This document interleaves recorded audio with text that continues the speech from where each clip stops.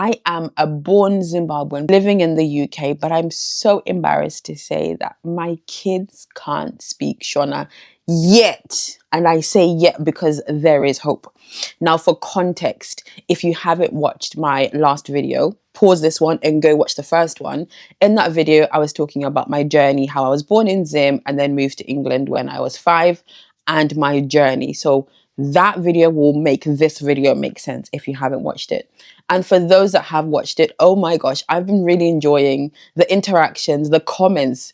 My Zimbabwean community, you really came through on this one. So thank you. I've had Instagram DMs. We've been talking about Zimbabwe and culture for the last couple of days. So thank you for sharing. Thank you for subscribing. Thank you for commenting. And the laughs. A few of you have been laughing at me being scared of chickens. Yes, I am absolutely terrified of chickens. But we're working on it. We're working through that. So I said on that video that I grew up in a household where we moved to the UK when I was 5, and in my house we were not allowed to speak English.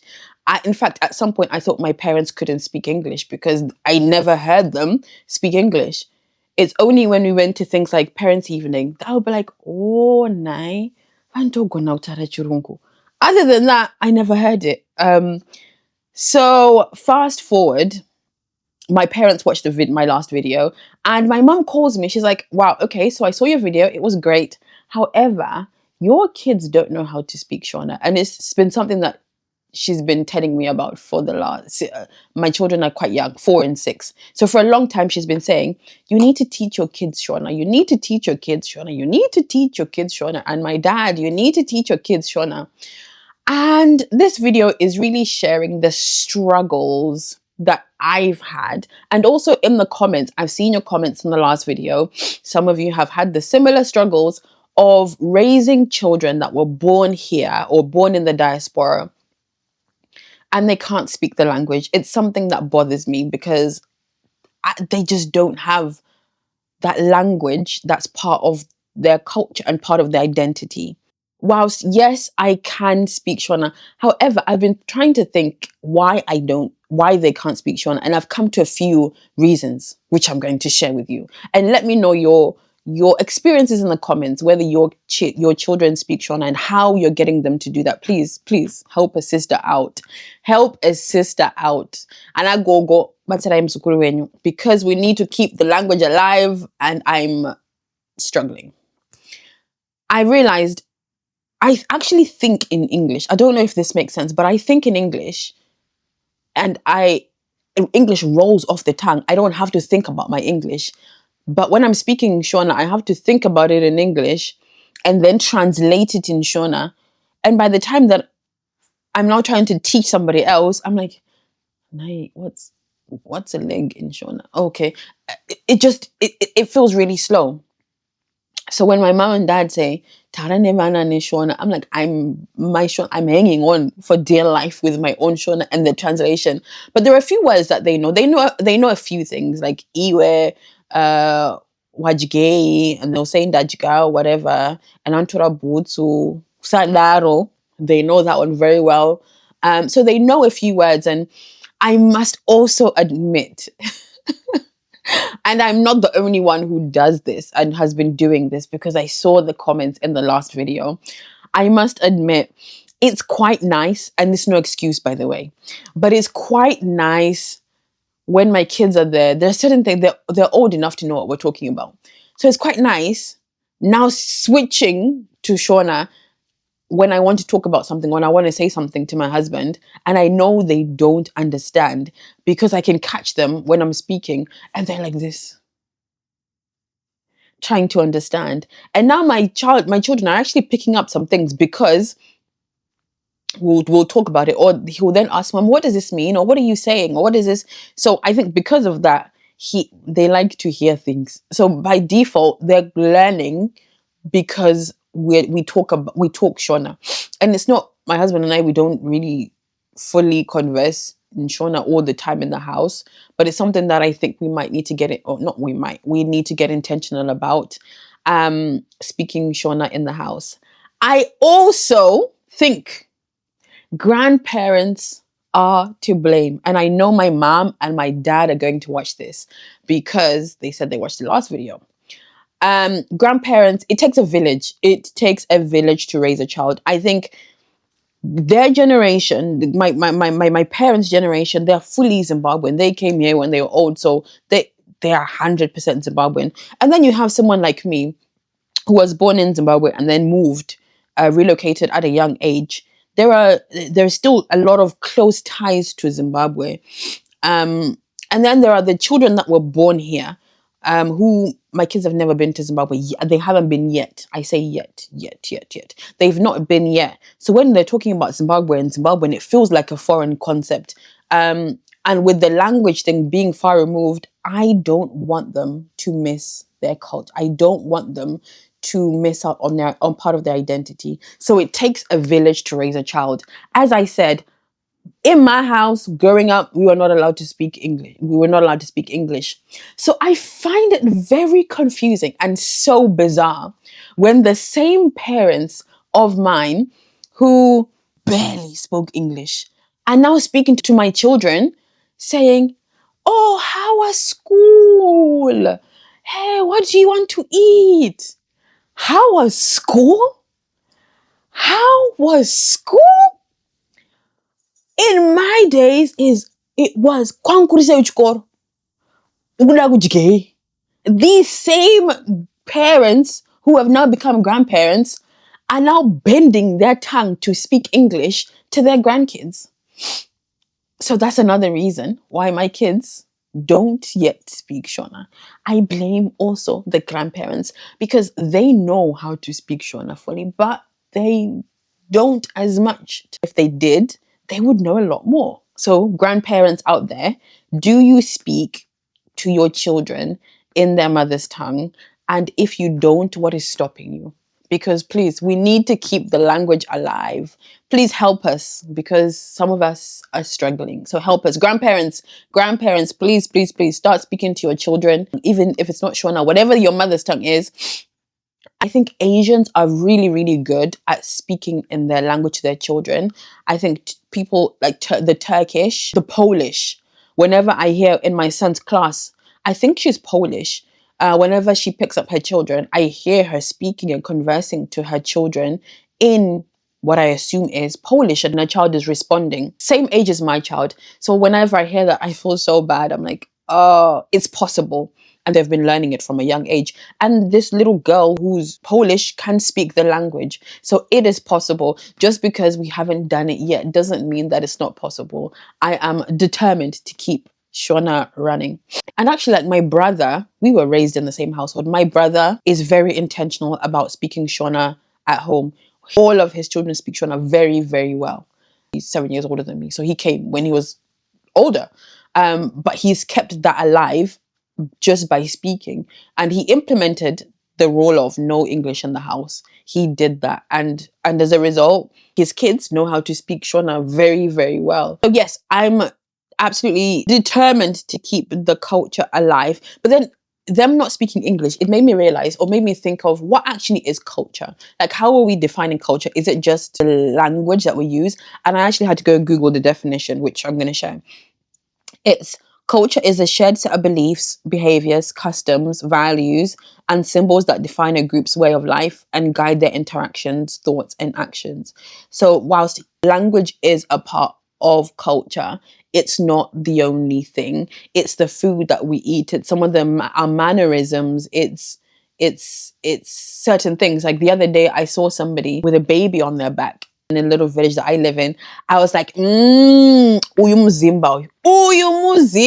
Why? Because that's part of our culture. We carry our babies and tie them round on our back. And as soon as I saw it, I was like, yeah, she's one of us. She is one of us. So are we losing part of our culture with this generation, with these Ama2Ks? Are we losing our Zimbabwean culture as we move more into the diaspora? I don't know. Let me know what you think in the comments below. Because there are certain things that I used to do or my parents used to do, and I would just understand this is part of the culture. Whether it's formally or informally, I don't know. For example, whenever my Zimbabwean parents have a look, they have a look. If my mom would look at me like this, I would know. Cease and desist. Stop what you're doing. Stop. Game over. Game over. I would know not to say what I'm saying, not to do what I'm doing. Then that look, like this. The moment I saw that look from my mom, I just knew, if you don't stop what you're doing right now, you're in danger. Mayday, you're in trouble. This one. Now, on some occasions, I've given my child, hey, and nobody taught me. That's the look. You just grew up knowing, if you get that look, stop whatever you're doing. It's not somebody that says, nobody said, when I look at you, or when they look at you like this. No. You just knew. It's part of the culture. Now, my child, I gave him, on several occasions, I've given him the look, the same look.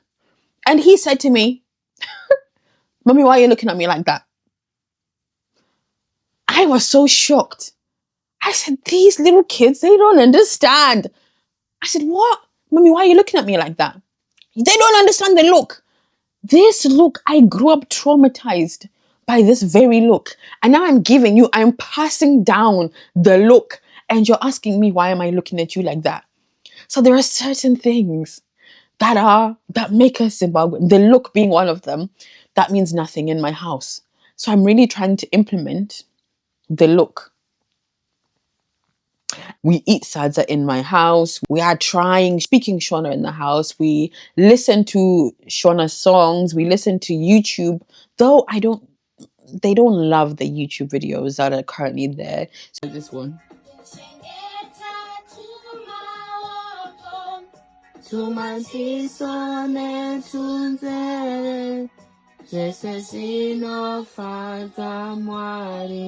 Go on, Kake.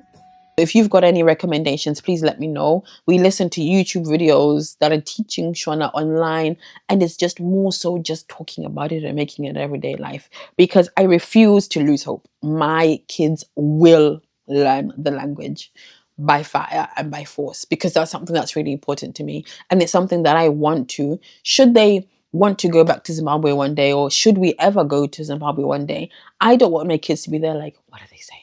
What are they saying? What are they saying? What do you mean?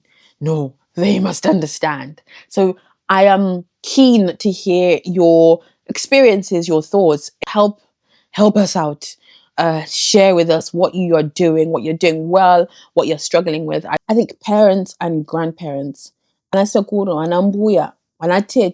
think we need to get better at sharing our customs, our culture. So for example, 8 years ago now, when I had my Rora, I knew nothing about Rora. You're now telling me that you have to go through this whole process, and I'm looking at this Rora list like, what on earth is my ticket? What is it? My tickets and my ticket and devu. What is that? What on earth is that? What's my ticket and devu? What is that? So I'm asking, what does this mean? I've never heard any of this stuff. What's Rusambo and what does it actually mean? All of these things that, if we are not taught, culture is it has to be shared, it has to be talked about, it has to be communicated. And the first time that I was hearing about that was on Merora. Nobody had explained, what does this mean? What are we paying for? And now the young generation, and I've seen so many cases where they're like, well, I don't believe in that. That doesn't make any sense. And I'm not doing that, because there's a lack of education on the Zimbabwean culture. And I think there has to be sharing of information, a sharing of knowledge. What does this mean in our culture? What are some of our values? So in order for us to pass these traditions on from generation to generation, we need to be communicating them. They need to be taught. They need to be spoken about. It can't just be assumed that I know all of these things. And for my children, I can't assume that they're going to know certain things that I know if I don't share and I don't educate them. So that's how we pass our culture on from generations to generations to generations. Certain things are lost in translation because there is no passing of that thing down. I've not seen of any books or materials. We're getting to this stage now where it's not enough to just say, oh, this is part of our culture. oh, this is just how we do things, without educating on what does that mean. In my time, I would be happy with, oh, this is just how it's done. I accepted that. But now these younger generations don't accept that. They will challenge, and they are challenging parts of the culture because they've been told it's always been this way. This is how we do things. And they're asking, says who? Where did that come from? What are the origins? Because they want to know. The young ones these days, I'm a 2Ks, the Gen Zs, they want to know not just this is how we do, this is what we do, this is our culture, but actually like what does that really mean, and who set that culture out, and what does that mean for me, and what would happen if I don't have Aurora, like what does that mean? And there are people that are going on different paths because they don't understand, and there's never been that element of education. And actually, they're like, well, actually, maybe that's for that time. Does this still apply now? Without entering into conversations, not this is how we do it, but actually like sitting down and talking to each other and sharing information. I think my biggest worry is things will get lost in translation and we lose or start to dilute part of our Zimbabwean culture. One thing that the Western world are very, very good at is documenting, is history, is writing things down. There are volumes of books of things that are passed down from generation to generation. There are books that are passed down from generation to generation. And again, maybe I've just not been looking in the right place, but I've not seen that. And if you do have any history books around Zimbabwe or any material, I would love to be able to sit down with my children and share and read the stories and talk more about the culture. So again, if you've got any recommendations below, please do let me know, because I'm genuinely curious and I want to pass down parts of my culture, Zimbabwean culture, to my children. And I also want to learn for myself. There are so many nuances, so many things that are complicated being a Zimbabwean, living in the diaspora, that we don't sometimes talk about. And I think that was the reason behind me starting the YouTube videos and starting to talk about these things, is because I've not seen it spoken about. And here we are conversing, discussing, and keeping these conversations alive. What does it mean to be Zimbabwean in 2026? So yes, please share any resources in the comments below. And again, thank you and welcome to all the new subscribers. The last video brought so many of the Zimbabwean community onto this channel. My family, you are utmost welcome. And thank you once again. See you in my next video.